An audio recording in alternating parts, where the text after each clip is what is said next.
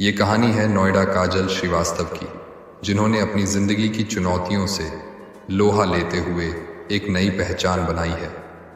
काजल की यात्रा संघर्ष और साहस से भरी रही है। काजल श्रीवास्तव पढ़ाई में शुरुआत से अच्छी नहीं थी, लेकिन अंदर एक जिद थी, उसे कुछ करना है। उसने लॉ भी किया, जर्नलिस्ट किए और ऐसे ना जाने कितने एग्जाम दिए, लेकिन किसी में सफल नहीं हो पाई। साल 2013 में दिल्ली यूनिवर्सिटी के हंसराज कॉलेज से हिस्ट्री में ऑनर्स किया तो मैं यूपीएसएससी की तैयारी में जुट गई। उसका सपना था आईपीएस अधिकारी बनने का। मन में एक जिद थी कि अपने देश के लिए कुछ करने की, समाज के लिए कुछ करने की, फिर खुद को साबित भी तो करना था, क्योंकि जवाब देना था उन रिश्तेदारों को जो अब तक हर नाकामी पर केवल ताने ही देते थे।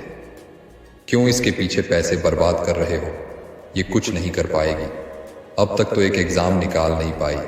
जब काजल ने अपने लिए कुछ सपने देखे और उन्हें पूरा करने के लिए कदम उठाए, उसे नहीं पता था कि सपने पूरे होंगे या नहीं, लेकिन उसकी कोशिश पूरी शिद्दत से थी।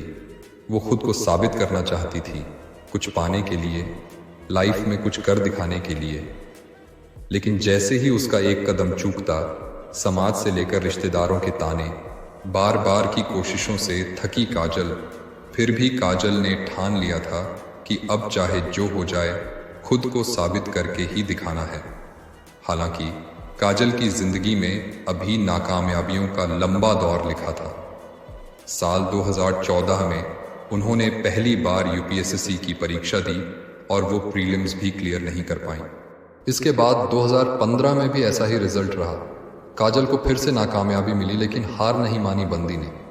फिर साल 2016 में काजल ने तीसरी बार कोशिश की, लेकिन उस वक्त एक समस्या से जूझ गई। परीक्षा से ठीक एक दिन पहले उसके पेट में अपेंडिक्स की प्रॉब्लम, डॉक्टरों ने कहा तुरंत सर्जरी करनी होगी। लेकिन काजल ने डॉक्टर से कहा कि कोई पेन किलर दे दीजिए ताकि वो परीक्षा दे पाए। डॉक्टर ने वैसा ही किया, लेकिन काजल परीक्षा के लिए जाते समय ही दर्द की वजह से बेहोश हो गई और काजल के लिए एक साल और खराब हो गया। काजल जो नोट्स बनाती थी, उन्हें पढ़कर उनके दोस्त यूपीएसएससी क्लियर कर रहे थे। काजल खुद भी मॉक टेस्ट में अच्छा करती थी। यूपीएससी की तैयारी के दौरान ही काजल के अंदर से एक आवाज़ आई और वो भारत की सबसे पुरानी मार्शल आर्ट कलरी से जुड़ गई। कलरी ज्वाइन करते ही काजल की जिंदगी में एक बदलाव आया। उसे महसूस हुआ कि जो काजल कहीं खो गई थी, वो वापस लौट रही है। काजल ने 2020 तक 6 बार यूपीएसएससी की परीक्षा दी और हर बार फेल हुई, लेकिन अब वो निराश नहीं थी, क्योंकि काजल को अब अपना लक्ष्य मिल चुका था और उस दिशा में आगे बढ़ रही थी। 2020 में जब वो यूपीएसएससी में अपने आखिरी प्रयास में फेल हुई, तो उसने कलरी में अपने गुरुजी शिंटो मैथ्यू को बताया, तो उन्होंने कहा, गुरुजी बोले कि अच्छा हुआ, अब काजल वो कर पाएगी जिसके लिए वो बनी है। और आज काजल श्रीवास्तव कलरी में उत्तर भारत की अकेली महिला है जो ये कला आगे बढ़ा रही है। कलरी में रहते हुए काजल ने अपना स्टार्टअप तावसी में भी शुरू कर दिया है।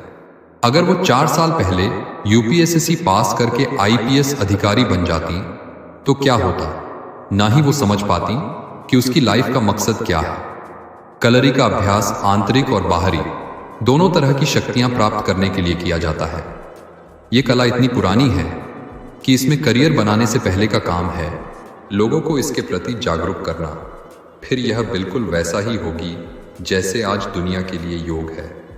कलरी पार्ट 2 के माध्यम से काजल आत्म जागरूकता, आत्मनिर्भरता और साहस का संदेश फैलाती है। उनकी कहानी यह दर्शाती है कि असफलता से हार मानना नहीं, बल्कि हर चुनौती को एक नए अवसर के रूप में देखना चाहिए। काजल श्रीवास्तव की यात्रा हमें यह सिखाती है कि अगर हम अपने सपनों को सच करने की ठान लें तो कोई भी बाधा हमें रोक नहीं सकती। सपनों को सच करें, कभी हार न माने। इस प्रेरणादायक कहानी को देखने के लिए धन्यवाद। अगर आपको यह वीडियो पसंद आया हो तो सब्सक्राइब करें और वीडियो शेयर और लाइक करें।